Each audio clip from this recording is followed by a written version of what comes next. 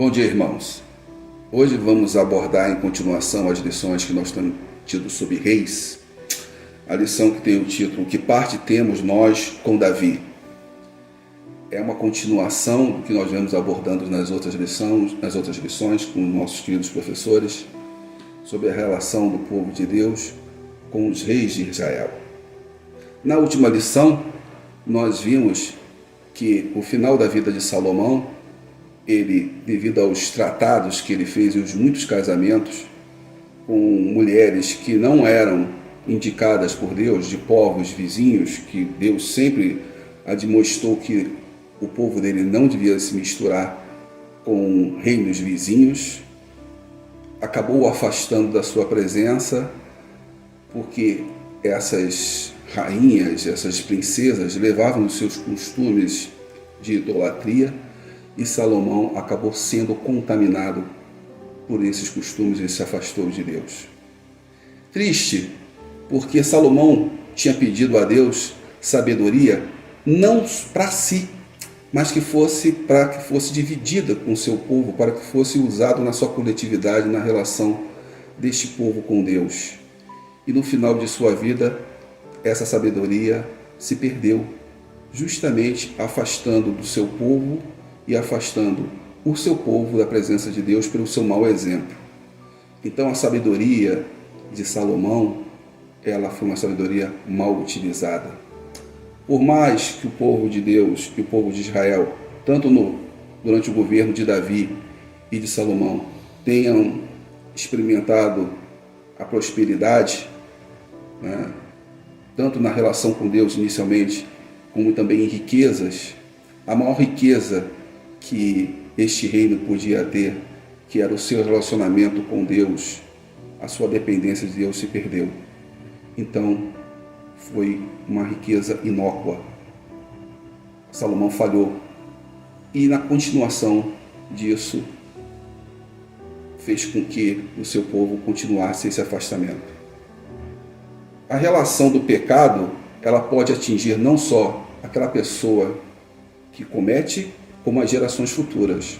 As bênçãos também. Isso não é uma certeza, mas é uma consequência que pode vir ou não. O exemplo, ele é uma presença muito forte na vida das pessoas. Aquilo que um pai, aquilo que um chefe de governo deixa como exemplo para os seus filhos e para o seu povo, é muito importante nessa relação de respeito que um terá com o outro. E a lição vem focar justamente nesses dois pilares. Primeiro, o afastamento do povo de Deus, da dependência de Deus e as suas consequências. E depois, uma liderança fraca, o que reflete não só na sua liderança propriamente dito, mas nas pessoas que são lideradas. O nosso texto base, ele se encontra em 1 Reis 12:16 e 2 Crônicas 10:16. O texto é extremamente parecido. Se você ler um ou outro, não vai estar perdendo nada, porque o que está contido tanto em 1 Reis 12:16 como 2 Crônicas 10:16 é extremamente a mesma coisa, fidedigno. E eu vou ler aqui desse momento para que a gente possa estar mais dentro do tema da lição. 10 tribos seguem Jeroboão, é assim que aparece aqui em 1 Reis. Vendo, pois, todo Israel que o rei não lhe dava ouvidos, reagiu dizendo: que parte temos nós com Davi? Que é o tema da nossa lição. Não há para nós herança no filho de Jessé. As vossas tendas, ó Israel, cuida agora da tua casa, ó Davi. Então Israel se foi às suas tendas. Quando os filhos de Israel, porém, que habitavam nas cidades de Judá, sobre eles reinou Roboão. Então o rei Roboão enviou a Adorão, superintendente dos que trabalhavam forçados, porém todo Israel o apedrejou e morreu. Mas o rei Roboão conseguiu tomar o seu carro e fugir para Jerusalém. O que acontece aqui? O povo de Israel estava passando no final do reino de Salomão, por pesados impostos com a pesada mão do rei. O rei era pesado sobre o seu povo, né? Impostos pesados, trabalhos forçados, e isso causou descontentamento. Na sucessão, eles foram até Roboão e aconteceu uma coisa muito interessante. Pediram que Roboão fosse mais leve ao seu povo, e o povo prometeu que, se assim ele procedesse, teria um povo fiel e junto com ele. Roboão chegou e foi se aconselhar com os anciões, como era costume da época, né? Muitos deles conviveram e aconselharam seu pai Salomão, e eles aconselharam a Roboão que assim fizesse como o povo tinha pedido, que fosse mais leve a sua mão sobre o povo, porque realmente estava muito pesado a relação entre o rei, o Estado e o seu povo. Roboão escutou o que as pessoas tinham falado com ele, pediu 3 dias, na verdade, para dar resposta, se aconselhou com esses anciões, mas também foi se aconselhar com seus amigos de juventude. E esses, achando que se insuflasse a vaidade de Roboão, estariam concedendo e tendo privilégios, falaram que ele não deveria agir dessa maneira e que ele deveria ser até mais duro que o seu próprio pai para que tivesse o respeito do povo. E, como sempre, na maioria das vezes, as pessoas tendem a gostar das pessoas que insuflam a sua vaidade, Roboão pegou esse mau conselho e assim procedeu. Quando chegou a resposta depois de 3 dias, ele de vez acatar o conselho dos anciões, e ele acabou indo para o conselho dos seus amigos. E isso fez com que o povo se revoltasse. 10 tribos se afastaram, né? E depois vieram pegar Jeroboão como um rei e ficaram com Roboão, Judá, com capital em Jerusalém. Essas tribos que foram acompanhando Jeroboão, que foi constituído como o rei dessas outras tribos, esperavam que Jeroboão fosse agir de maneira diferente do que Roboão fazia. Só que acontecia uma coisa: embora Israel estivesse mergulhado em uma idolatria profunda, devido a Salomão não ter guardado os princípios de ser fiel a um único Deus, existiam ainda muitos em Israel que eram fiéis a Deus e que iam até Jerusalém, iam até o templo para honrar os seus sacrifícios. Acontece que Jerusalém ficava no reino do sul, onde Roboão era rei. E Jeroboão, que tinha assumido as outras tribos, ficou enciumado dessa relação e achando que só porque o povo iria até Jerusalém para honrar os seus sacrifícios, nesse transcurso de ir até Jerusalém, o povo ficaria contaminado, já que o rei era Roboão, e poderiam reconhecer a ele como seu verdadeiro rei e assim destroná-lo. O que fez Roboão? Se afastou de Deus, cometeu os mesmos erros de Roboão, insuflando a falta de respeito ao culto ao Deus único. O profeta tinha falado a Jeroboão que ele seria constituído rei dessas 10 tribos e a sua descendência seria respeitada com a condição de que ele fosse fiel a Deus e que não admitisse a idolatria.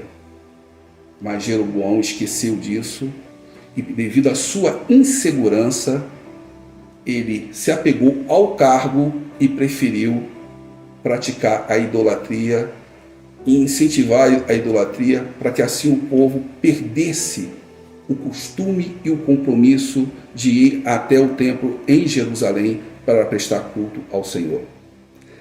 O que nós tiramos dessa lição? Primeiro, que toda vez que nós rompemos o nosso compromisso de fidelidade para com Deus, nada de bom pode acontecer na nossa vida.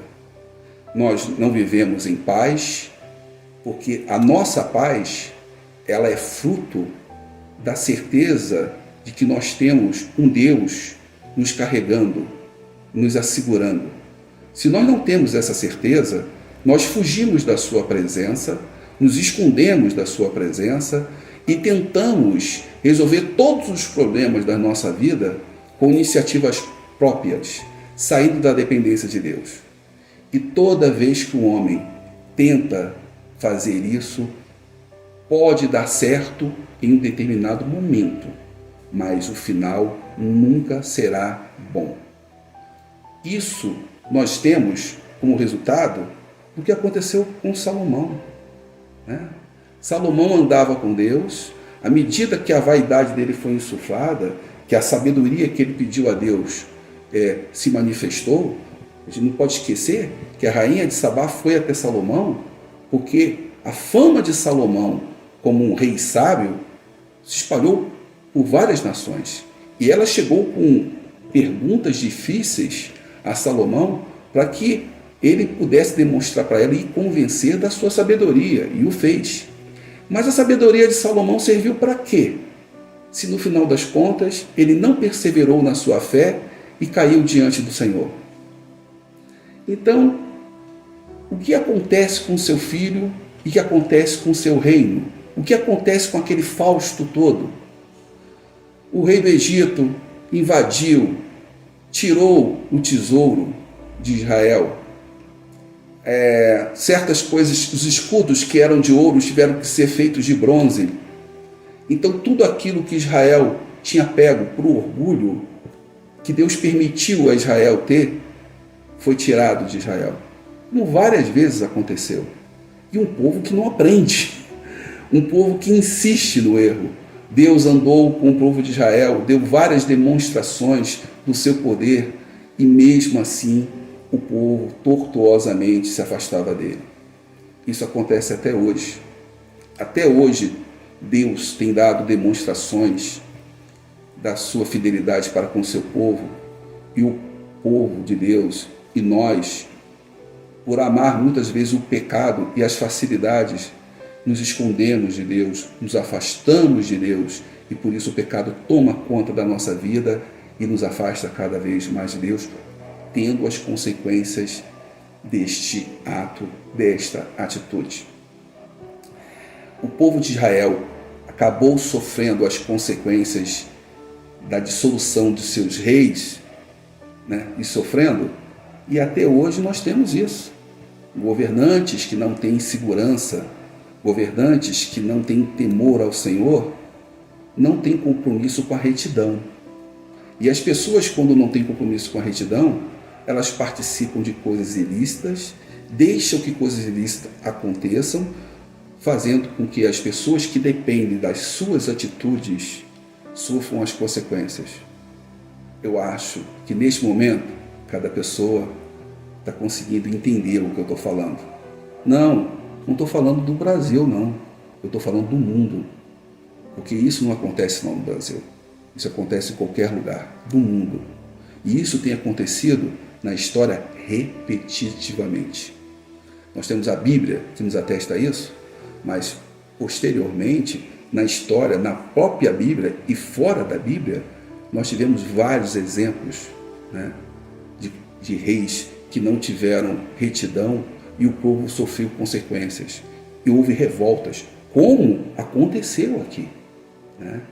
Devido à presença dessas idolatrias, aquela paz que existia no reino de Israel, ela foi embora. Uma paz que foi conquistada durante o reinado de Davi a duras penas, depois de Salomão, ela foi embora. Não adiantou nada Salomão fazer as alianças, casando com outras princesas para que fizesse a paz.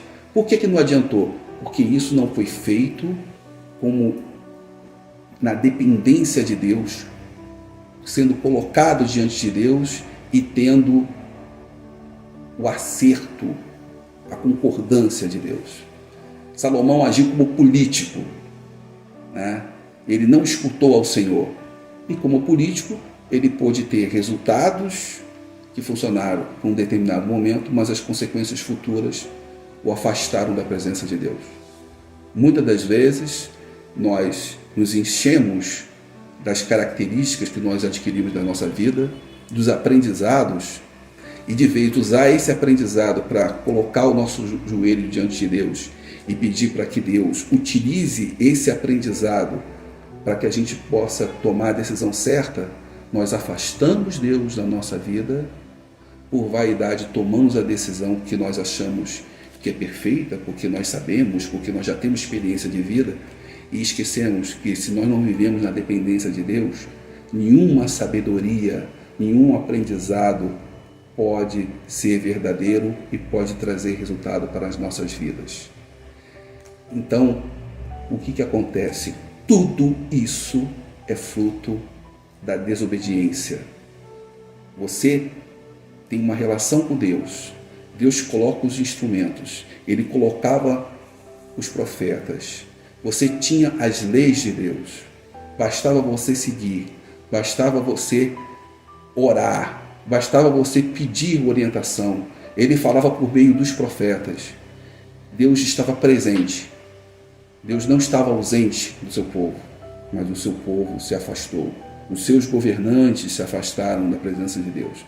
E as consequências vieram, tanto para esses governantes, tanto para esse povo. Que possamos aprender sempre que a relação com Deus é aquilo de mais precioso que nós temos. E que nenhum conhecimento que Ele permitiu a nós ter é motivo para nos afastar da presença dEle. Porque Deus sabe tudo, Deus pode tudo, mas Ele quer que nós nos apresentemos diante dEle com humildade. É necessário que você confesse a Ele os seus pecados, porque Ele quer saber que quando você está abrindo seu coração diante dEle, você está fazendo isso de maneira verdadeira e arrependido. Se você for passar numa oração, numa confissão, apenas aquilo que você julga que é mais conveniente para você, Deus está sabendo. E Ele sabe que você não está diante dEle em verdade. Então, nada vai adiantar. Que você aprenda com essa lição, uma lição histórica que demonstra a relação com Deus, que o sustentáculo do cristão, a relação dele com Deus, é o que tem de mais importante para ele. Não adianta você obter bens materiais, bens intelectuais, prosperidade, se isso afastar você da presença de Deus. É importante que você entenda que riquezas você só pode ter se elas mantiverem você na presença de Deus, porque ela é a sua principal riqueza. Venho repetindo isso a cada lição, porque a gente não pode esquecer que a história contida na Bíblia, ela é uma história única, ela não é repetitiva. Repetitivo são os erros que nós cometemos na relação com Deus. Nosso Deus, Ele é o mesmo. Ele é o mesmo. Mas também nós somos os mesmos também. Continuamente erramos e nos afastamos da presença dEle. Mas Ele, como um bom Pai, está lá sempre pronto para nos receber. E essa que é a história que é contida na Bíblia. É a história da misericórdia de um Deus para com o seu povo. Que mais lá na frente vai dar o seu único filho para ser morto para expiar os nossos pecados. Queridos, que Deus os abençoe e que essa lição possa chegar ao coração de vocês